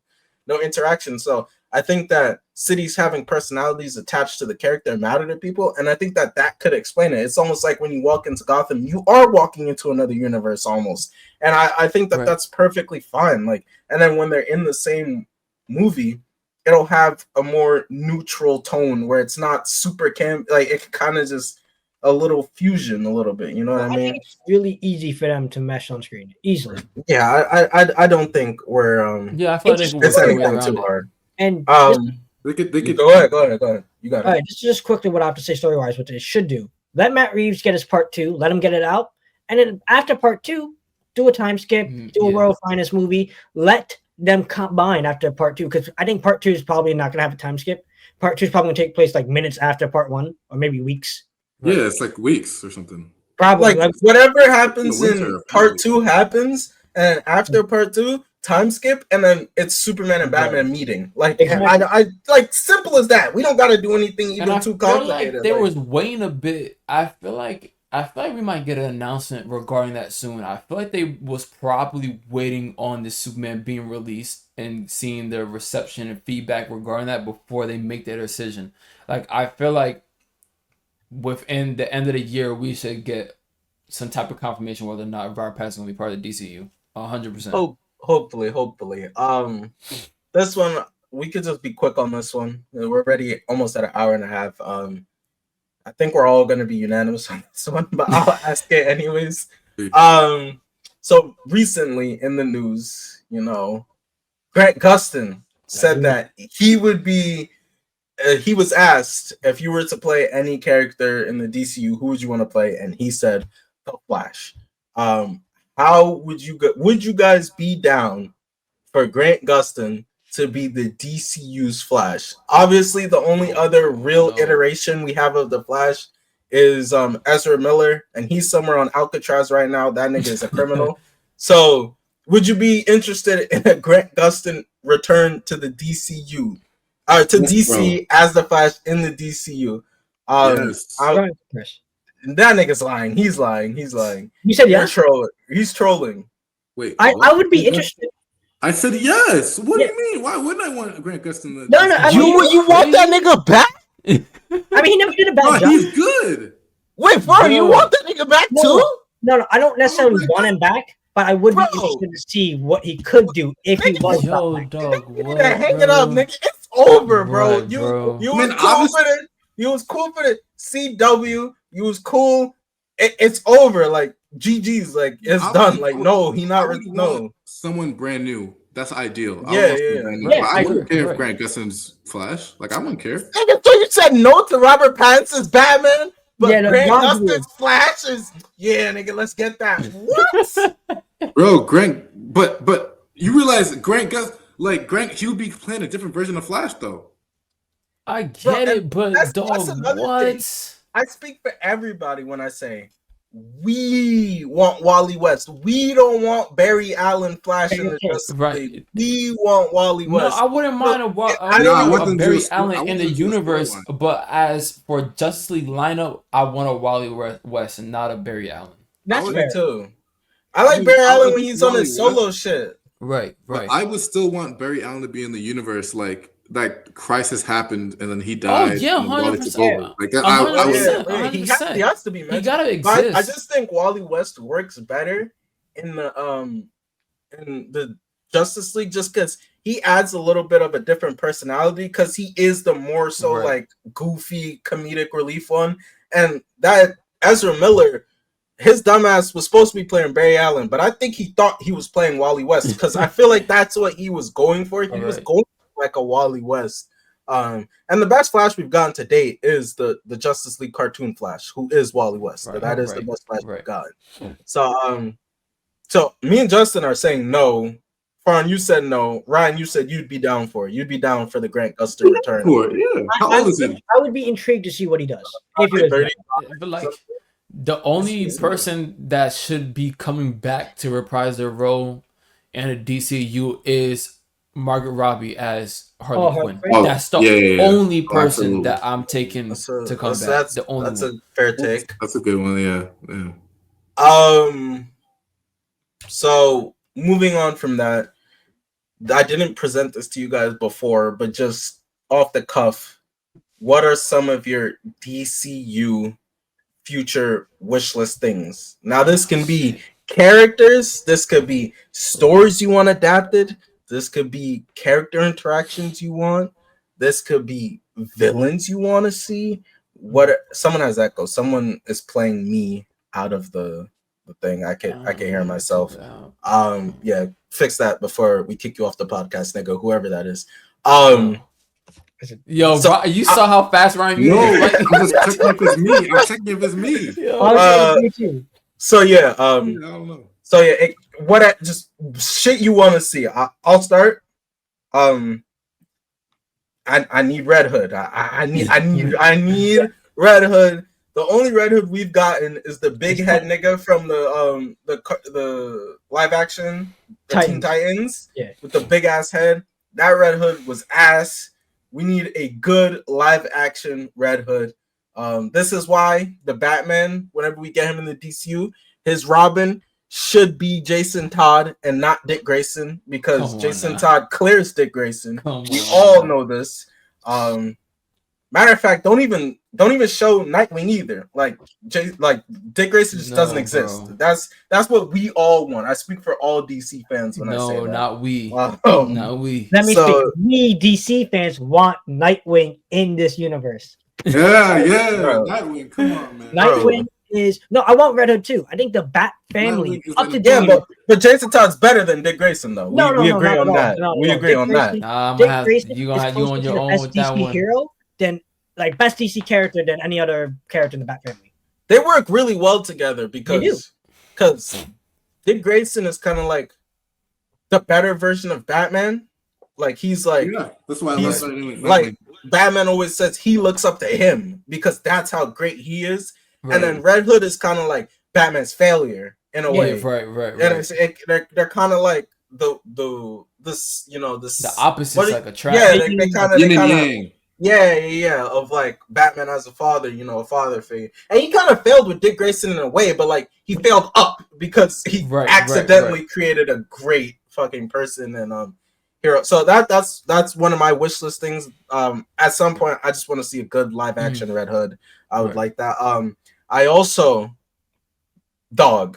it's been too long. We've gotten too many live action movies, nigga. We got Polka Dot Man.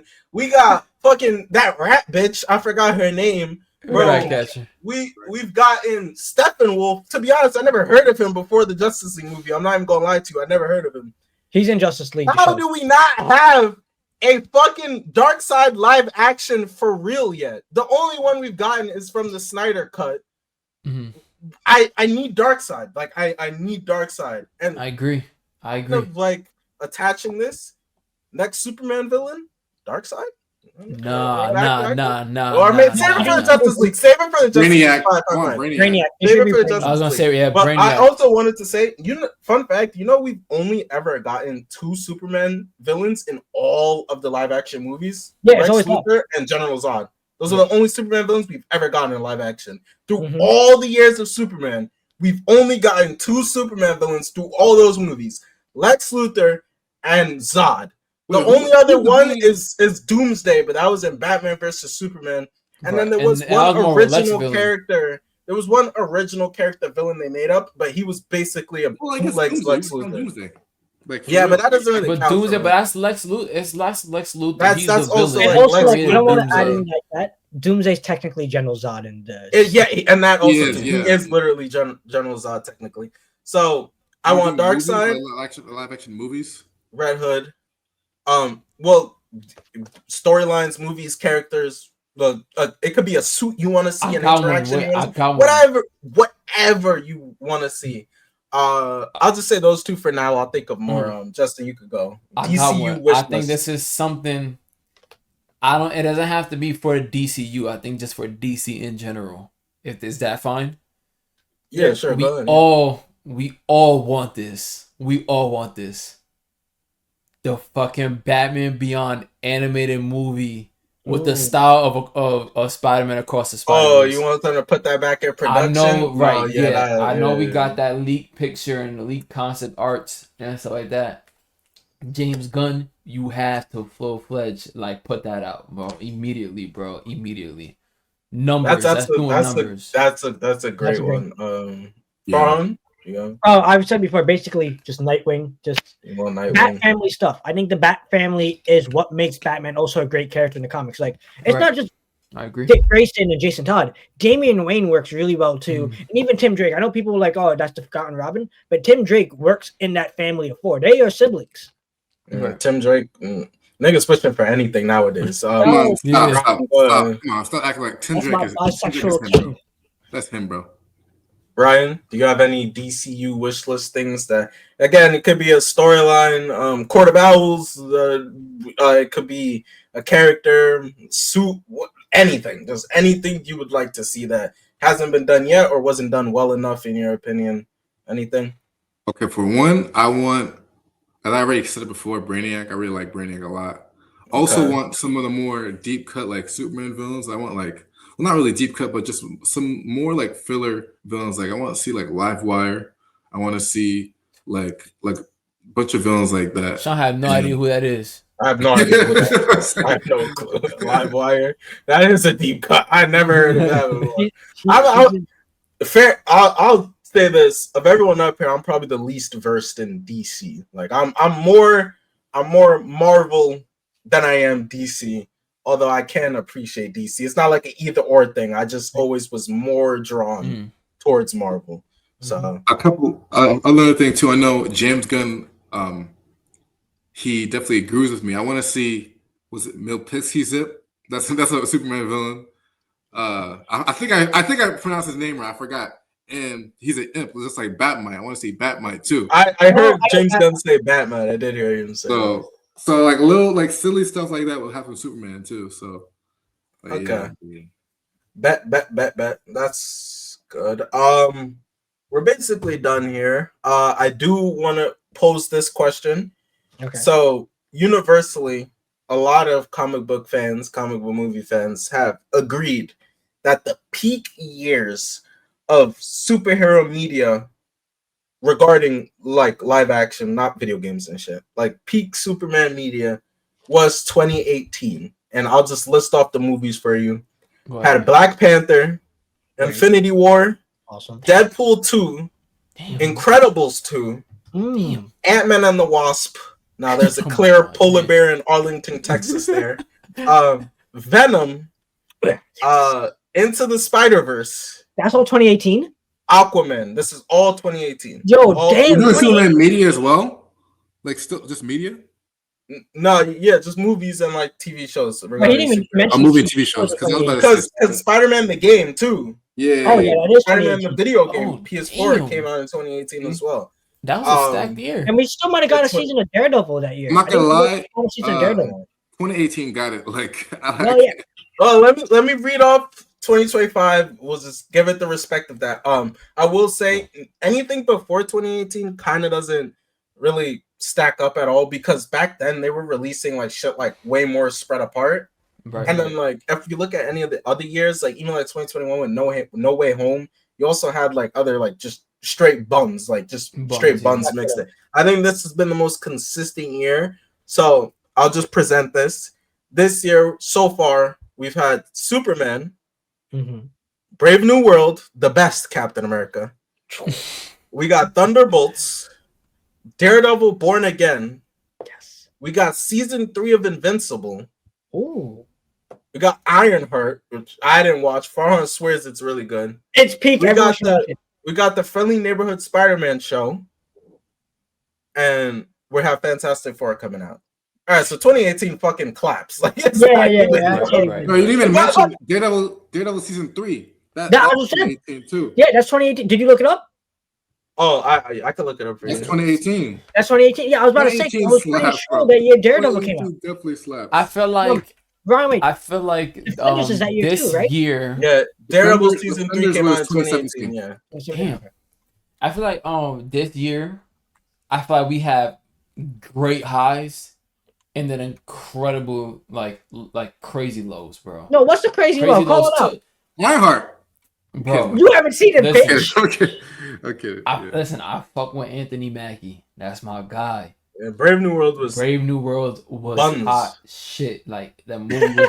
First of all, I I didn't hate can't it, even but- tell you what happened in the first half of the movie. I fell asleep. No. If I'm falling asleep during movies, you're not doing something right. No, that's not true. Can That's not true. My- Can I my read attention off span is some not more bad. years? Can I read off some more years to Go ahead. see Go ahead, real yeah. quick?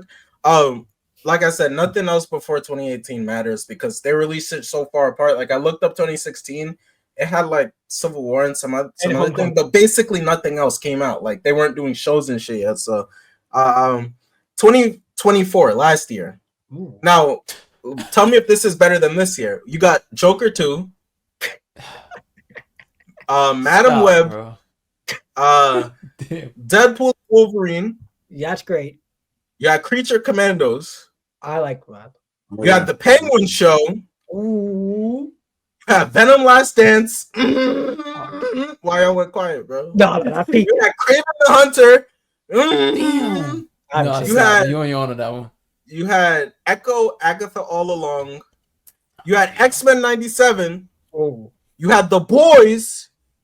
You had Invincible Season 2. Superman and Lois. Mm, My Adventures with Superman. yes. Batman Crepes Crusader. And What If? Yo, that's No, I'm actually not Is gonna that lie. better than I this still year? think 2018 No, is it's better. not. No, it's not. No, it's not. Is No, that No, better than 2025 though?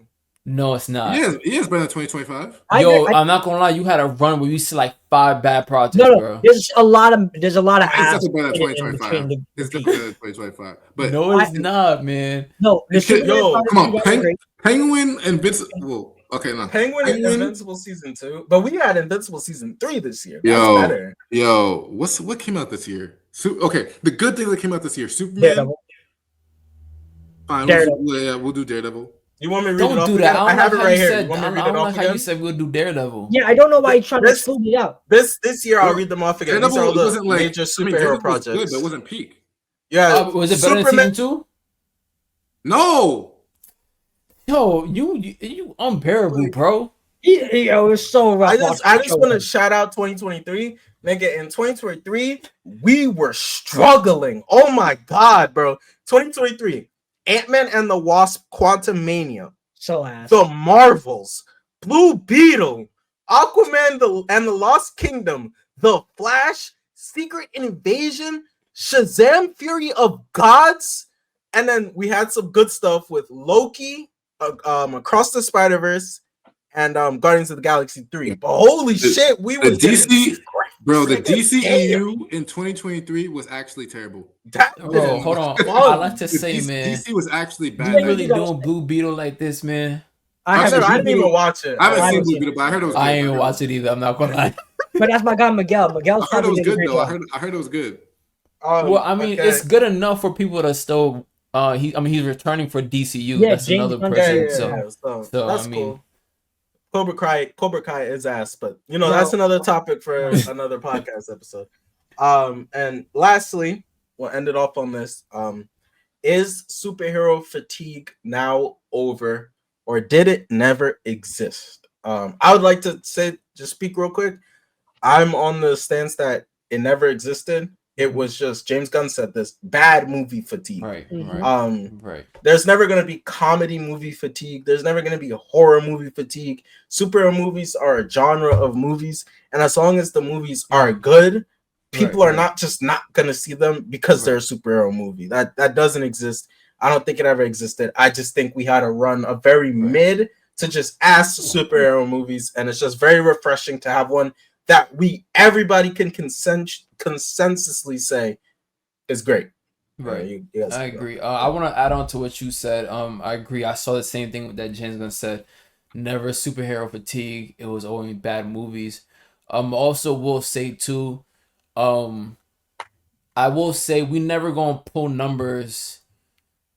In general, this is also Marvel, but DC as well too, where they're never putting up numbers like they did back in 2018 with Marvel, where you got movies crossing $1 billion and shit like that. We're not putting up those numbers, and that's Marvel included. I do think movies, I feel like they are dying in a sense of like no one's going to see movies just in general. You got people not pulling up supporting movies ever since COVID, if we're being honest. So, but with that being said, superhero fatigue never existed. Let me. So real quick, you don't think Avengers Doomsday getting $1 million? No, I mean it's okay. Let me rephrase. For the most part, we're not gonna have solo film movies that's putting up crazy numbers. It has to be cameo heavy. Yeah, it's gonna have to be cameo heavy, like nostalgia Doomsday, bait, Doomsday, Secret War. Like- Like that's hitting over $1 billion, probably close to $2 billion, maybe close. I say 1.5 bill. Yeah. To add on to Justin and Sean's point, like superhero fatigue was never a thing. It was really never a thing. Like it was bad quality content coming really from Marvel at that point. DC was just now getting on the right path. But what Justin said about the billion stuff, like solo films really never made $1 billion in the first place. If you look at the top 10 grossing films, all of those are big name movies, big name market. Avengers Endgame, Avengers Infinity War, Avengers 1. I think No Way Home is in there. Those are all cinematic events, if that makes any sense. Like Doomsday will probably make over $1 billion. I don't know about two. Just it's gonna make over $1 billion. Secret Wars will make over $1 billion. A Batman Superman movie might. Because I think for Snyder, that was the biggest movie success he had box office wise was Batman v Superman. Right. And that movie technically flopped critic wise. So you had all that negative critics. But it did very well in the box office. What, it did 800? It did 800. And now just imagine with DC going on the right track. Exactly. I think it could hit $1 billion. Yeah. And like the Batman made 700 million. I think people do support movies. It's just the summer reason why, and I'll address this real quick. Superman's kind of struggling in the box office overseas. Big reason why that is there's so many movies. Like my family just came back from Trinidad, and half the time they were in the movies, and it's because you had Mission Impossible still showing overseas. Yeah, still. You had Jurassic World. F1 is huge in Europe because F1. Like not discrediting, not saying like. But this movie isn't flopping box office because it's a bad movie. There's just so many good movies out right now. It's causing people to just only see one at a time. I feel like it sucks because Superman is also not doing well internationally because they have this perception that Superman is this American hero, which it kind of does suck in this, spark that controversy going on Fox News. And I feel like James Gunn was really trying his hardest to show that he's not this American hero and that he's more of a global hero. And I feel like it sucks because now this movie being dragged in the crosshairs of what's going on in the world right now, and it's not performing well in the box office. And then you got Fantastic Four coming out next week, so that's not really going to help. But I mean, it got amazing legs right now. The word of mouth is going crazy. Domestically, it's doing great. It's doing great. But yeah, I just saw today. It was a packed theater on Tuesday. I mean, it was what's today? Wednesday. It was a packed theater on Wednesday. I saw people clapping, cheering, and it was for most people their first time seeing the movie. It was pretty packed yesterday as well. Yeah, it was packed. It was packed yesterday. Yeah, I heard it had an insane post weekend day. Yeah, because Tuesdays and Wednesdays it did higher than the Batman. It did higher than Jurassic Park. It did almost 17 mil. So I think that definitely speaks to the fact that like word of mouth is really helping the movie. Definitely. Ryan, do you have anything to add? Yeah, I don't think fatigue exists. I do think Marvel, like the first 2 years of the 22, they put out too many shows on Disney Plus, in my opinion. Yeah. I think that I feel like that though, like them putting out that much projects, it was less of a bad thing because of how many projects they were putting out, and more so because they were putting out so many projects, the quality was taking a hit. Like if they were putting out that many projects, but they were genuinely good, I think people would just like a full plate, like feasting, you know? Also, regarding the shows that you just brought up, I feel like a lot of the direction that what was the last phase we got? Phase 5? Phase 5 just a ends. lot of phase 6 starts with Fantastic Four. Yeah. Or does Phase 5 end with Fantastic Four, or does Phase 6 It start? either ends or starts. Either way, we at the end. Yeah. But majority of the direction towards Phase 5 and even the whole multiversal shit ran through a lot through the Marvel TV shows. And I feel like, Loki, you know, compared to movies and the shows, people are going to be more in tune with the movies and the shows. That's why even people didn't, when Daredevil had his, you know, he showed up in No Way Home, not a lot of people cheered. Because people don't really not in tune with the show. There was some people, but a lot of people are in tune with the shows. And I feel like a lot of the direction was going through the show. Loki, I think that's about it. But like, you know, Loki was a big part about what's going on with Loki. I think WandaVision was also a big show with it. And I would say Brave New World ended up like Captain America. The shows like that's what I'm saying. They made the shows like matter. Like I feel like too much. And they made it matter a lot, and not a lot of people. What they did with Penguin was very good because you could watch. Yeah, it's some side shit. Yeah. Watch Batman 2 without watching Penguin. It's good. Like they should do something like that. All right, man. We're gonna get up out of here. That's everything. That's right. We talked about. Hey, just to end it, J.K. Simmons has the best portrayal of a comic book adaptation. That's J. Jonah Jameson. That's one of the best portrayals. Maybe we'll have to do a tier list one of these days. And I want to say something. One thing before we go.